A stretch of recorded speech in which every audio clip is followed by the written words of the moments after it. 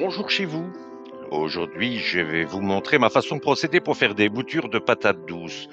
Bon, je prends une patate douce ici, elle vient du marché, c'est une patate douce bio, et je la place dans un vase à bulbe, un vase de forçage à bulbe, rempli d'eau.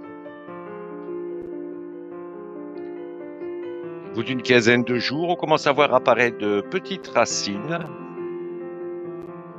dans le pot et également des petites pousses qui commencent à se former au sommet de la patate douce. Il faut toujours placer ces patates douces dans un endroit bien chaud, qui avoisine les 22-25 degrés, parce que la patate douce aime la chaleur. Il ne faut pas oublier qu'elle est originaire d'Amérique centrale et d'Amérique du Sud. Elle a d'ailleurs été cultivée il y a 8000 ans d'ici par les Aztèques, les Mayas.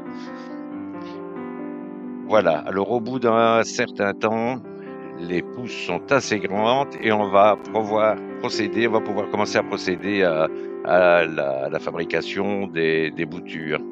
Il faut compter à peu près un mois. Bon, là, ce qu'on va faire, c'est couper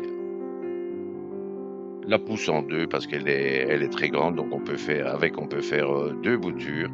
On voit d'ailleurs les racines qui se trouvent à la base. On enlève les feuilles du bas qui sont inutiles et on laisse les feuilles du haut, une ou deux feuilles du haut pour pouvoir faire la photosynthèse et qui permettra de faire pousser des racines à la bouture.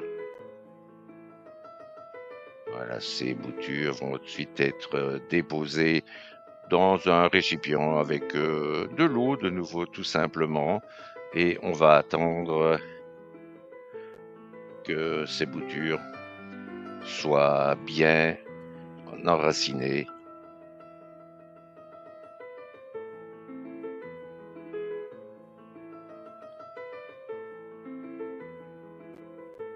Ce sont les Espagnols qui ont importé en Europe la patate douce au cours du XVIe siècle. De là, elle s'est rapidement répandue dans d'autres régions du monde grâce à sa valeur nutritive, sa capacité de croissance dans divers climats et aussi sa résistance aux conditions environnementales difficiles.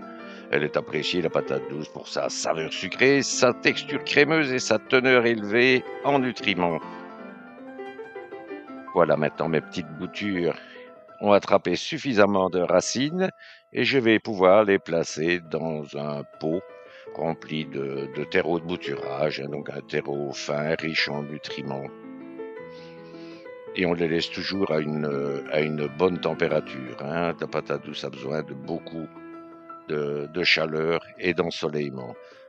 D'ailleurs, lorsqu'on la replacera dans le jardin, on veillera à ce que ça soit dans un endroit qui soit fort ensoleillé et dans une terre qui soit fortement amendée également.